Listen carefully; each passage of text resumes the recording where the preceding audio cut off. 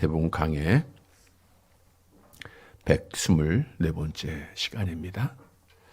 지난 주일은 2020년도 신년을 시작하는 첫 주일을 맞이해서 재난의 시작이라 이런 제목으로 말씀을 드렸습니다.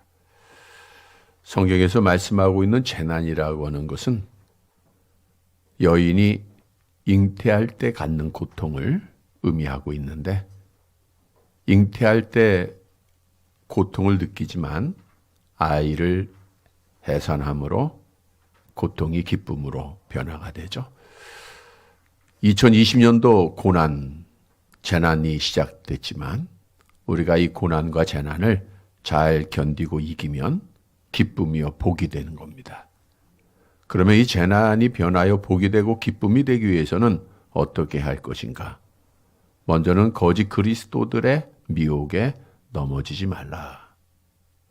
또한 세상을 두려워하지 말고 하나님만, 그 나라만 소망해라 주셨던 말씀입니다.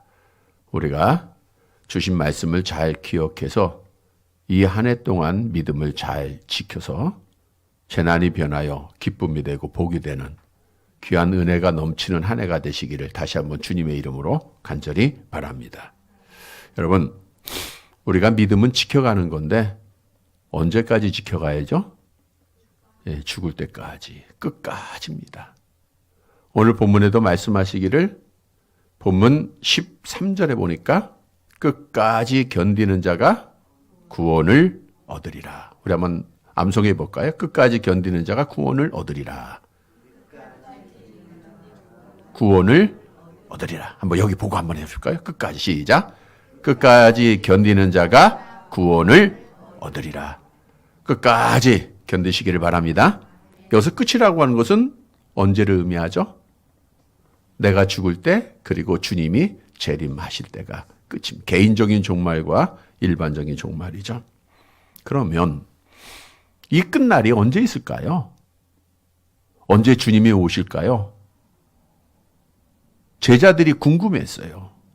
그래서 지난주에 제자들이 조용히 예수님께 와서 물어보죠. 그날이 언제입니까? 주님께서 알려줬어요? 안 알려줬어요? 안 알려줍니다. 그날과 그 시는 아무도 모르고 하나님 아버지만 아신다. 그러면서 알려주신 것은 끝날이 되면 이 땅에 일어날 재난에 대해서 말씀을 했습니다. 종말의 징조들이죠. 우리 마태복음 24장 말씀이 종말의 징조들에 대해서 계속 이어지는 말씀입니다. 여러분 중에는 가장 오래 신앙생활 하신 분이 누굴까요? 아마 모태부터 신앙생활 하신 분들이 오랫동안 했겠죠. 뭐 60년, 70년 하신 분도 계실 것이고, 또 짧게 한 분은 뭐 10년도 안 되고, 저희는 대부분 다 오래 하셨지만 몇 년 안 된 분도 계실 것이고요.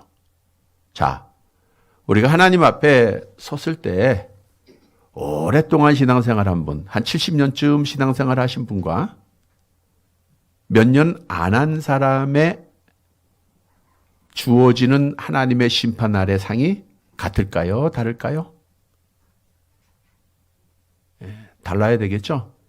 그래도 오랫동안 수십 년 동안 신앙생활 했는데, 우리 예수님께서 천국 비유를 말씀하시면서 포도원 주인이 품꾼을 부르는 말씀으로 비유를 하셨던 적이 있습니다. 주인이 나가서 일꾼을 구할 때 오전 6시에 나가서 일꾼을 구하여요. 그리고 한 데나리온을 주기로 약속하고 그 일꾼을 포도원으로 보냅니다. 또 오전 9시에 나가서 불렀어요. 어떤 사람은 정오에 가서 불렀고, 어떤 사람은 오후 3시에 가서 불렀고, 어떤 사람은 오후 5시에 가서 불렀습니다. 일이 맞춰지는 시간에 해가 질 6시이기 때에 이제 일과를 마치고 주인이 일당을 주는데 가장 늦게 온 사람부터 줍니다. 1시간 일한 오후 5시에 부름받은 사람에게 한 데나리온을 줘요. 그랬더니 오전 6시에 부름받았던 자가, 야, 나는 12데나리온은 받아야 되겠다. 적어도 12데나리온 주겠지. 아마 이렇게 생각을 했던 것 같아요. 그런데 주인이 일찍 온 자기에게도 한 데나리온을 줍니다. 약속하신 상이죠. 약속하신 값입니다. 그랬더니 이 사람이 불평을 토하죠. 어떻게 나는 오전부터 와서 12시간 동안 햇빛도 쬐면서 그 더위를 이기면서 열심히 일했는데 오후 5시에 온 1시간 일한 사람과 같이 상을 줄 수 있습니까? 라고 물어봐요. 그때 예수님이 이렇게 말씀을 합니다.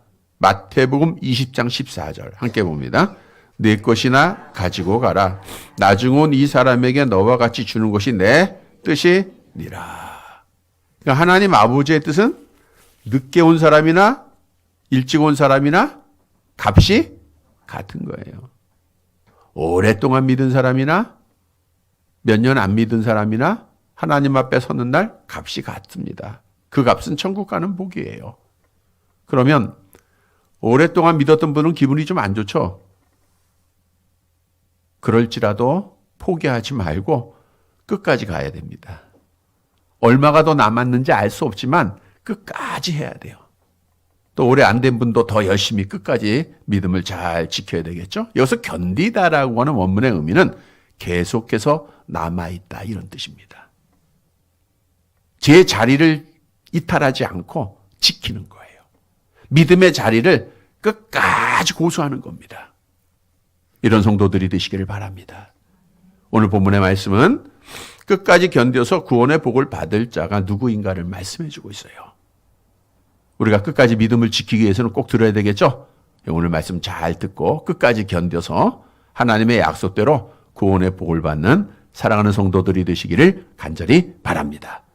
첫째로 끝까지 견뎌서 복 받기 위해서는 죽음을 두려워하지 말아야 돼요. 죽음도 두려워하지 말아야 돼요. 바꿔 얘기하면 순교도 각오하라는 거예요. 본문 9절의 말씀을 같이 보도록 할게요. 9절 같이 봅니다. 그때에 사람들이 너희를 환난에 넘겨주겠으며 너희를 죽이리니 너희가 내 이름 때문에 모든 민족에게 미움을 받으리라. 그때란 마지막 시간이 오기 전 종말의 징조를 말씀해 주고 있는 거죠. 그때 종말이 오기 전 재난이 시작할 그때입니다. 그때에 어떤 일이 있느냐? 너희를 환난에 넘겨주겠으며 누군가가 여기서 너희는 누구예요? 오늘날 예수를 믿는 우리죠. 우리를 환난에 넘겨주겠다. 그리고 너희를 죽이겠다. 이런 말씀이 있어요. 즉 마지막 시간을 기다리는 우리에게는 그냥 평안하고 형통한 길이 아니라 죽음에 이르는 심각한 환난이 있다고 하는 거예요. 물론 이 고난은 나의 잘못으로 당하는 게 아니라 예수의 이름 때문에 당하는 고난. 내가 예수를 믿기 때문에 하나님의 자녀가 됐기 때문에 교회에 다니기 때문에 당하는 고난을 의미하고 있습니다. 미움을 받으리라라는 것은 하나님의 사랑을 받은 자들은 악한 영이 미워하는 자들입니다. 그래서 이 땅에 사는 동안 미움을 받을 수밖에 없다라는 거예요. 공중의 권세 잡은 자가 누구예요? 악한 마귀죠. 그러니까 마귀가 가장 싫어하는 사람이 누굽니까? 예수 믿는 자들, 주의 자녀들이에요. 그래서 우리는 이 땅에 사는 동안 미움을 당연히 받아야 돼요. 요한복음 15장 19절이 말씀하죠. 함께 봅니다. 너희가 세상에 속하였으면 세상이 자기의 것을 사랑할 것이나 너희는 세상에 속한 자가 아니요 도리어 내가 너희를 세상에서 택하였기 때문에 세상이 너희를 미워하느니라. 그러니까 세상이 우리를 미워하는 것은 당연한 겁니다. 여러분 우리 기독교회는 따라서 환난의 역사입니다. 예수님께서 이 말씀하시고 환난 당하셨죠. 매를 맞으시고 십자가에서 죽임을 당하셨어요. 스데반 집사도 순교당하고 야고보는 헤롯 왕이 칼로 죽였고요. 베드로 사도도 십자가를 거꾸로 메고 순교를 당했고 사도 바울도 순교를 당합니다. 중세시대 때에는 로마 황제 교황이 수천만 명의 그리스도인들을 죽이는데 불에 태워 죽이고 짐승의 먹잇감으로 던져주고 나무에 달려서 죽였습니다. 심지어는 교회 내에서도 서로 잡아서 미워하는 죽이는 일이 말세가 되면 있을 것을 말씀해 주고 있는데 본문 10절 말씀입니다. 함께 봅니다. 그때 많은 사람이 실족하게 되어 서로 잡아주고 서로 미워하게 했습니다. 서로라는 것은 교회 안에 있는 성도들을 말하고 있는 거예요. 여러분, 예수님께서 누구에 의해서 배반을 당하셨어요? 자기의 제자, 자기와 함께 있었던 자에게 배반을 당한 겁니다. 따라서 주의 자녀들은 마지막까지 고통을 당해요. 특히 말세가 되면 디모데후서 3장 1절에 보니까 우리가 알아야 될 것이 있어요. 같이 봅니다. 너희는 이것을 알라. 말세에 고통하는 때가 이르겠다. 고통하는 때가 이래요. 경건하게 살고자 하는 자는 박해를 받습니다. 악한 영은 우리를 실족하게 하기 위해서 수많은 고난과 환난을 줘요. 병을 주기도 하고 어려운 환경을 만들기도 하고 감옥에 보내기도 하고, 그래서 우리를 어떻든 죽이려고 하는 게 목적입니다. 여러분, 그럼에도 불구하고 우리는 믿음을 어떻게 해요? 지켜야 돼요. 아무리 아파도 믿음 지켜야 되고, 내가 죽음의 문에 들어가면서도 믿음 지켜야 되겠죠? 따라서 오늘 본문이 우리에게 주는 교훈은 여러분들이 마지막까지 믿음을 지키기 위해서는 죽음을 두려워하지 말라는 거예요. 죽음을 두려워하지 말라. 우리 기독교 역사에 가장 부끄러운 역사가 하나 있습니다. 그것은 일제강점기 시대 때인 1938년 9월 9일에 평양의 서문박 교회에서 열린 제27회 대한예수교 장로회 총회에서 신사참배를 공식적으로 결의한 겁니다. 목사님과 장로님들, 노예 파송을 받아 대표한 자들이 모여서 결의한 게 신사참배는 죄가 아니다. 이들이 이 결의를 한 것은 누구를 무서워했기 때문에 그래요? 일본 경찰을 무서워한 거예요. 세상을 무서워하다 보니까 치욕적인 결의를 하고 신사참배를 합니다. 그러나 이러한 상황에서도 신실하게 믿음을 지킨 성도들, 주의 종들은 고문을 당하며 죽임을 당했어요. 그 중에 대표적인 분이 주기철 목사님이시죠. 평양의 산정현 교회를 담임하고 계셨는데 일사각오라고 하는 유명한 설교가 있습니다. 오늘 설교문에 그 내용을 기록하고 있는데, 주님을 위하여 오는 고난을 내가 이제 피하였다가 이 다음 내가 무슨 낯으로 주님을 대하오리이까.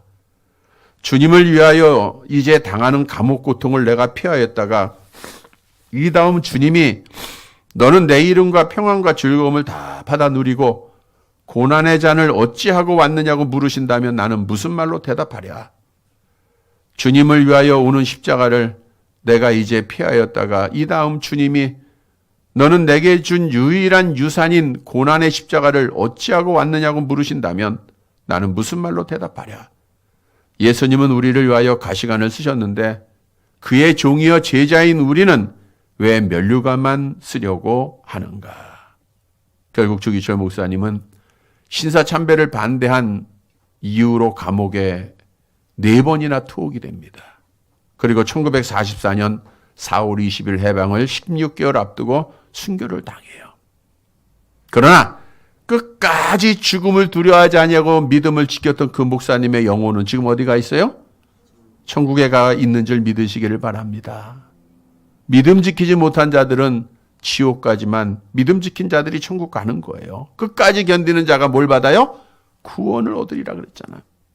근데 여러분, 일본 경찰이 무서울까요? 공산주의자들이 무서울까요? 누가 더 무서워요? 예, 일본 경찰이 무섭다 하는 분도 계신데 사실은 공산주의자들이 더 무섭습니다. 우리 기독교 역사를 보면 예를 들어 지금 순교자 기념관이 있죠. 거기에 247명이 있습니다. 뭐 247명은 순교당했다 그건 아니고요. 그분들만 어떻게 뭐 사진이나 또는 그 순교의 어떤 기록을 가지고 있어서 거기에 지금 모시고 있는데 그 가운데 189명이 공산주의자들한테 죽임을 당한 거예요. 그러니까 70% 80% 이상이 6.25 전쟁을 통해서 공산주의자들에 의해서 순교를 당한 자들이다라고 말하고 있는 거죠. 기록한 정확한 것은 없지만 약 2,000명 이상이 죽임을 당합니다. 그 중에서도 가장 유명한 분이 우리 손양원 목사님, 그런 분들이 계시죠. 일본 경찰은 신사참배를 안 하면 잡아가요. 바로 죽여요, 안 죽여요? 안 죽입니다. 재판을 해요. 그리고 또 풀어주기도 했다가 또 잡아가고 고문은 해요. 그래서 고문 속에서 배고픔 속에서 순교를 당한 거지 바로 죽진 않았어요. 근데 이 공산주의자들은 어떻게 했냐면 그냥 잡아다가 바로 죽이는 거예요. 빨간 한 장 차고. 근데 그 오늘 본문의 말씀에서 보면 성도들 교회 내에서도 배반한다 그랬죠. 교회 사람들이 많이 그랬어요. 교회 사람들이 벌써 이제 저쪽 공산당에 딱 가입을 하고 이 사람 교회 다녔던 사람입니다. 알려주는 거예요. 그래서 그 사람들은요 그냥 찔러 죽이는 거예요. 뭐 묻지도 않고. 그래서 수많은 사람이 죽은 겁니다. 여러분, 공산주의와 기독교회는 함께 할 수가 없어요. 왜냐하면 기독교는 하나님으로부터 신앙을 가진 종교입니다. 하나님이 계시는 거예요. 공산주의나 사회주의는 하나님이 없습니다. 그러니까 같이 해요, 못해요? 못하는 거예요. 근데 오늘날 주위에 보면 공산주의, 사회주의 사상을 가지고 장로가 되고 목사가 되고 정치가가 되는 분들이 참 많더라고요. 이거는 공존할 수 없는 일이기 때문에 가짜입니다. 진짜 신앙을 가지면, 진짜 하나님을 알면 절대로 될 수가 없어요. 우리 자유민주주의가 종교의 자유를 얻기 위해서 영국의 청교도들이 미국의 미대륙에 정착을 하고 만든 거 아닙니까? 자유예요, 자유. 자유민주주의, 자유시장 경제. 그게 우리 기독교의 신앙입니다. 이 근거를 가지고 이승만 대통령이 하나님을 경외하는 믿음의 사람이에요. 이 나라를 세운 거예요. 그런데 오늘날 우리가 이 나라가 나아가는 길을 우리 믿는 성도들은 선지자의 사명이 있는 자들이에요. 바로 보고 바로 대처를 할 수 있어야 됩니다. 일이 끝난 다음에는 답이 없어요.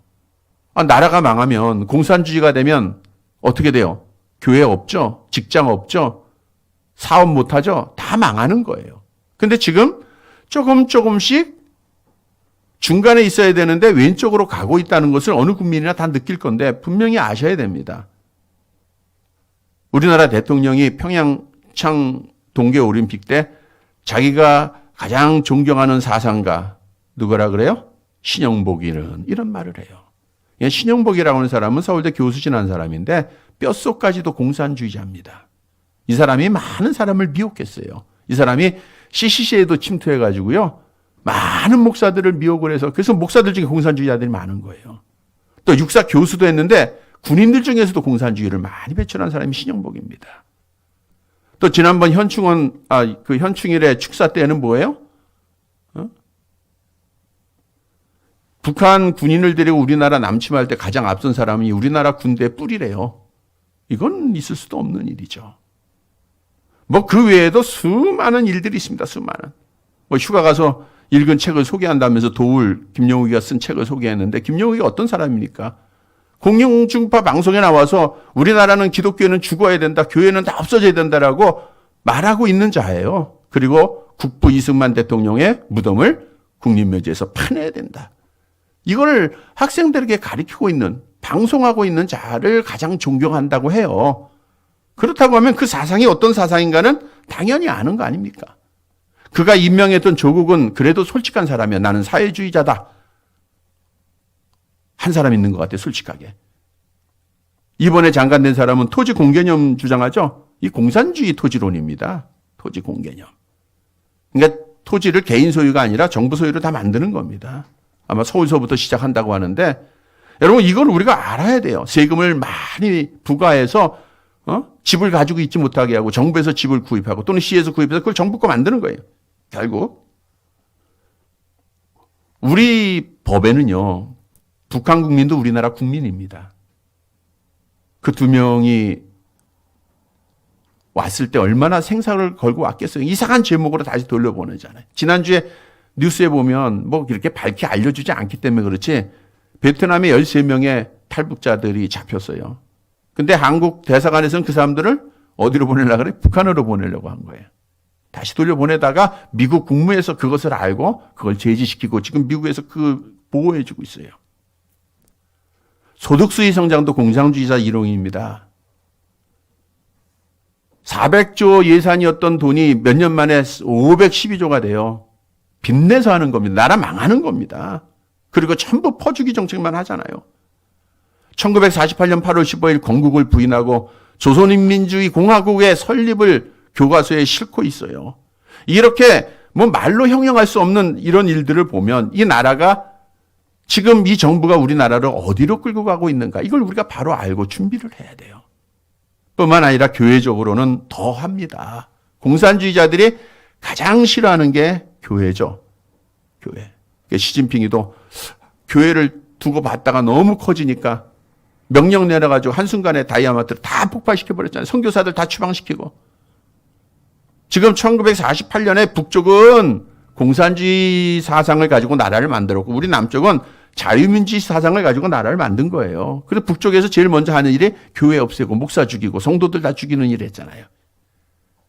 근데 우리가 공산주의에 되면 어떻게 됩니까? 이거 다 죽는 거예요.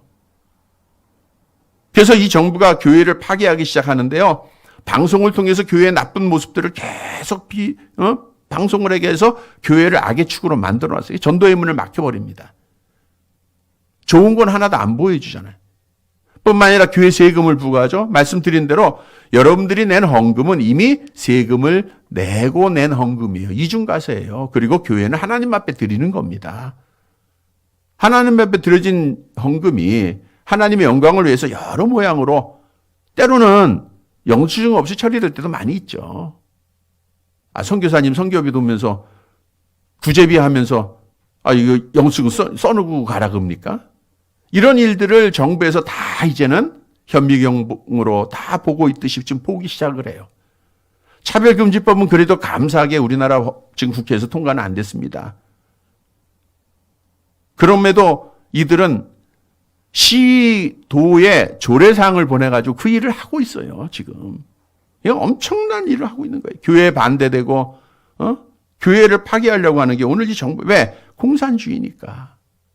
그럼에도 우리는 기독교가 따라서 싸워서 이겨야 되고요. 왜? 우리는 생명력 있는 종교니까. 아무리 수천만 명이 죽임을 당해도 교회는 무너지지 않아요. 예수님은 길이요 진리요 생명이 되시니까. 나는 부활이요 생명이 되시니까. 그래서 우리는 생명력을 가지고 이 나라를 지키기 위해서 여러분들이 힘써야 되고 기도해야 됩니다. 정말 많이 기도해야 될 때예요.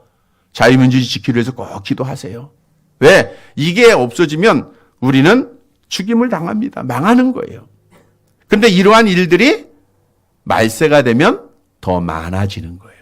그러니까 순교를 각오하지 않으면 절대로 믿음을 못 지킵니다. 조금 무섭다고 힘들다고 신사참배도 결의하는 게 목사님, 장로님들, 그 당시에는 신앙이 뜨거웠던 분들이에요. 우리가 지금 그 상황이 되면 내가 믿음을 지키겠는가 한번 생각해 보세요. 예수님의 얼굴을 밟고 지나가면 살려줄게. 침 뱉으면 살려줄게. 그럼 과연 그 예수의 얼굴을 나는 밟고 지나가겠는가 아니면 안 밟고 나는 믿음을 지키겠는가? 죽어도 나는 믿음을 지키겠는가?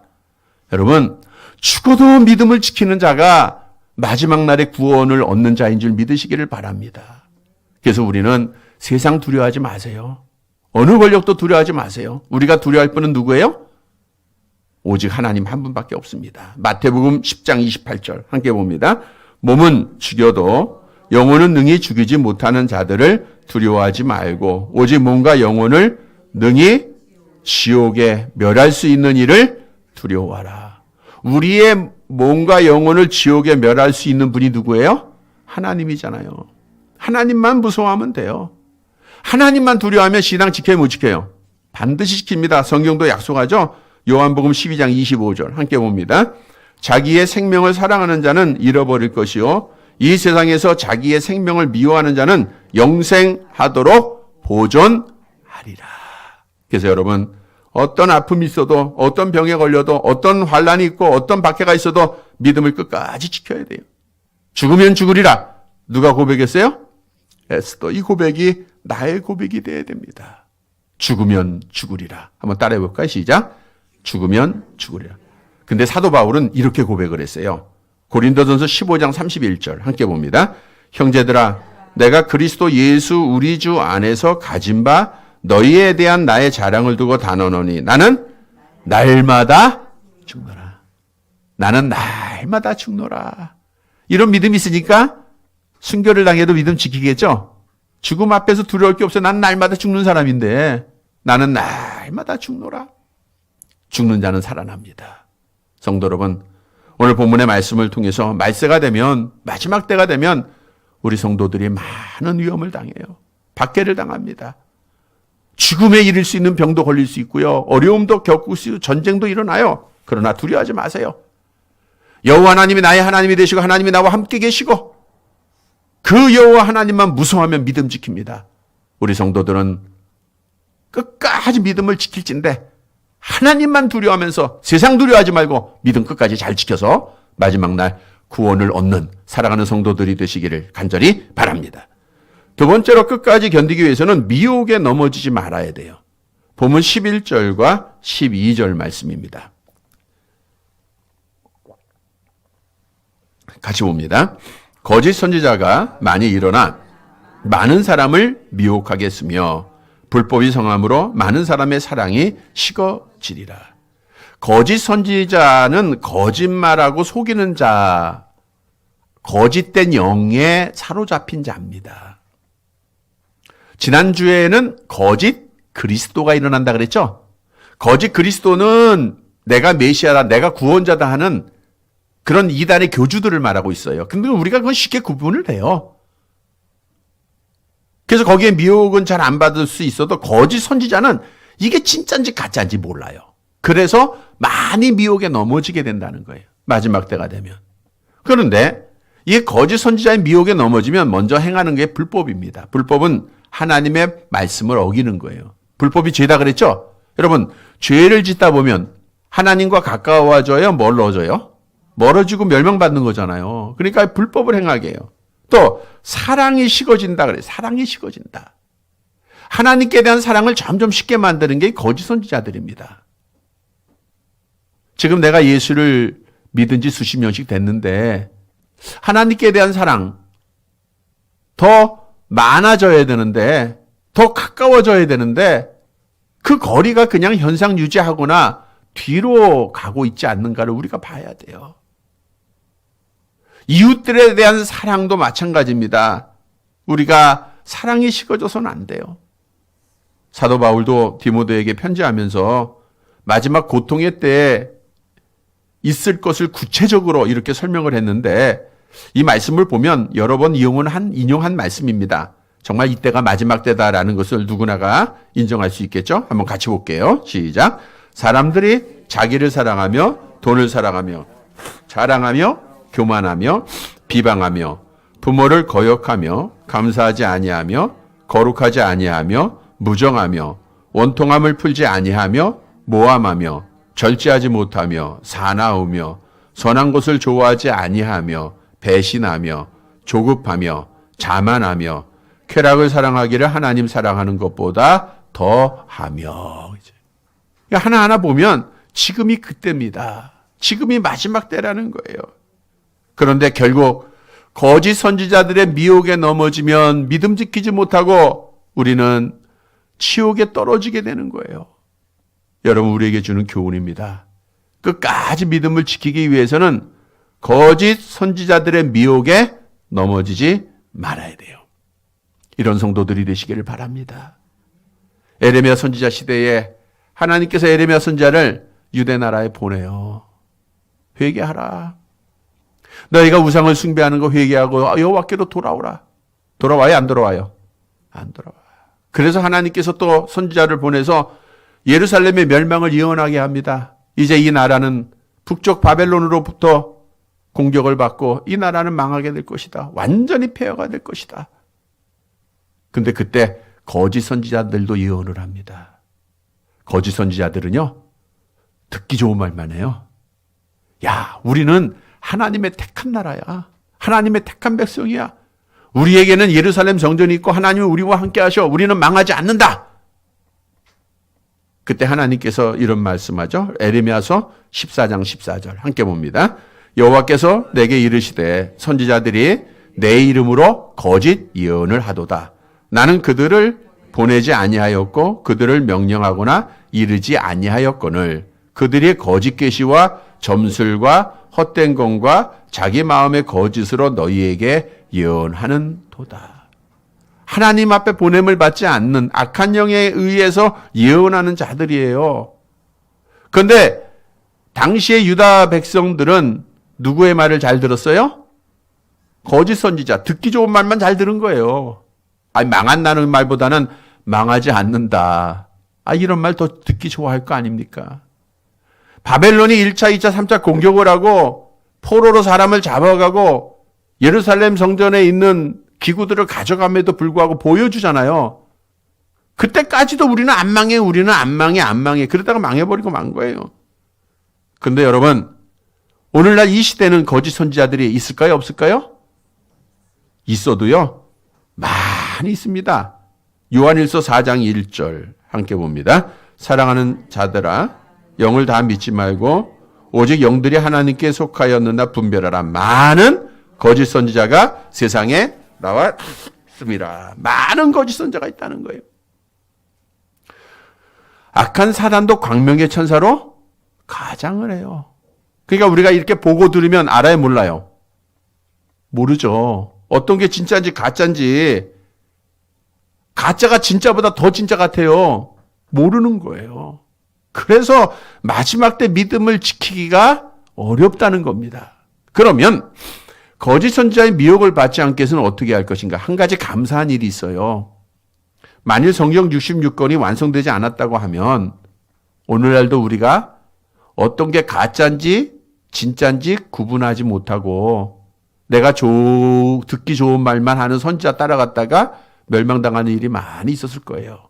그런데 오늘날은 성경 66권의 완성으로 하나님의 뜻이, 하나님의 계시가 종결이 된 거예요.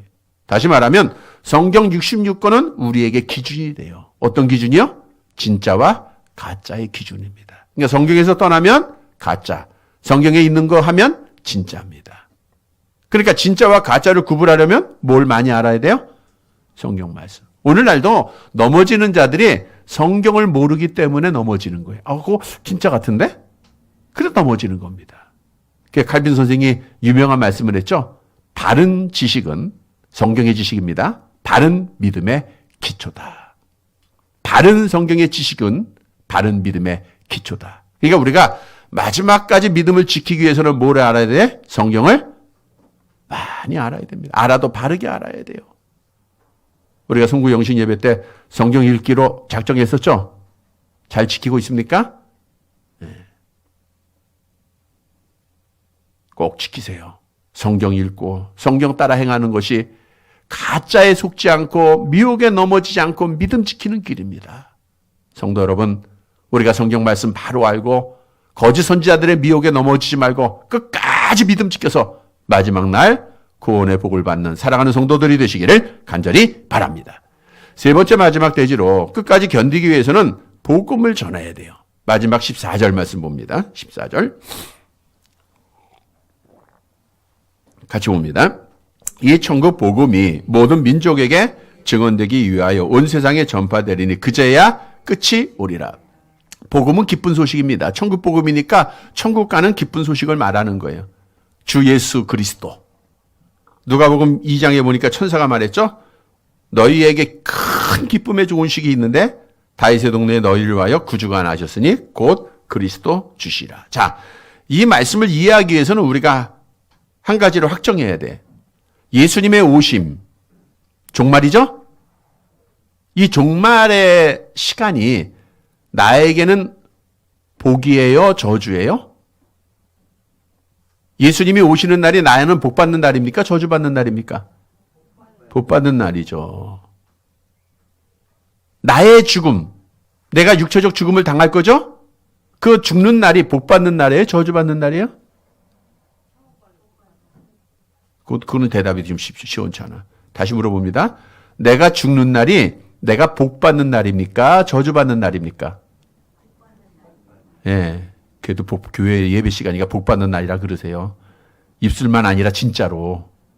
복 받는 날인 줄 믿으시길 바랍니다. 그러면 이 복 받는 날은 기다려야 돼? 안 기다려야 돼? 기다려지죠? 기다려지잖아. 내가 복 받는 날인데 그 복을 싫어하는 분이 있어요? 예수님의 재림, 주님의 그 오시는 마지막 날을 기다려요? 안 기다려? 기다려지죠? 안 기다리고 있는 것 같아요. 어떻게? 주 예수여 어서 오시옵소서 마라나타 하면서 우리 기다리고 있잖아. 왜? 우리 주님 안 보고 싶어요? 빨리 보고 싶죠? 근데 빨리 우리 주님을 보고 그 종말의 그 시간을 기다리기 위해서는 어떻게 해야 돼요? 오늘 본문으로 가보면 언제 우리 예수님이 이 땅에 오세요? 온 세상에 복음이 전파될 때라는 거예요. 그러니까 내가 정말 주님을 기다린다고 하면 주님이 오시도록 빨리빨리 해야 되잖아요. 그래야 하기 위해서는 내가 뭐 해야 돼요? 복음을 전해야 된다는 겁니다. 그래서 오늘 우리에게 주시는 교훈은 우리가 복음을 전하는 것이 끝날에 복 받는 자가 되는 거예요. 믿음 지키는 자가 되는 거예요. 또 하나 믿음을 지키는 이유 중에 하나가 악한 마귀가 우리를 넘어뜨리려고 공격을 할 때 우리가 기도를 해요. 이게 방어적인 겁니다.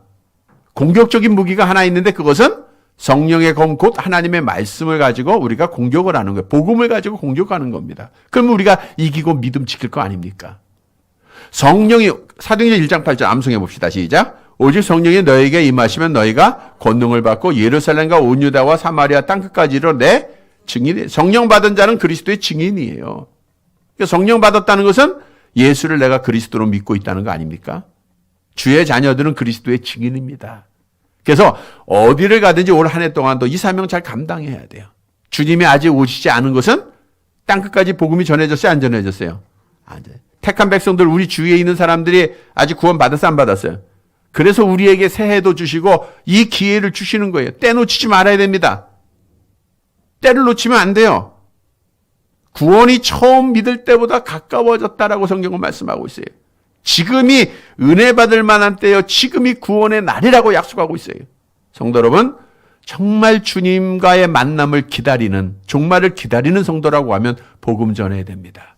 우리가 복음을 전해서 믿음 끝까지 잘 지켜 마지막 날에 복을 받는 성도들 되시기를 간절히 바랍니다. 말씀을 정리해 드립니다. 신앙생활은 언제까지 해야 된다고요? 끝까지. 14절 암송해 볼까요? 시작. 끝까지 견디는 자는 구원을. 이거 하나 잘 암송하고 가시면 돼. 다시 시작. 끝까지 견디는 자는 구원을. 자, 그러면 끝까지 견디기 위해서는 어떻게 해야 돼요? 우리가에게 많은 환란이 있어요. 우리를 죽음에 던집니다. 그러니까 죽음을 두려워하지 말아요. 순교를 각오해야 됩니다. 정말 마지막 때 순교 각오하세요. 두 번째로는 많은 미혹에 넘어지지 말아야 되겠죠? 거짓 선지자들 미혹에 넘어지지 않게 해서는 성경을 바로 알아야 돼요. 세 번째는 복음 전해야 됩니다. 이게 믿음 지키는 길이에요.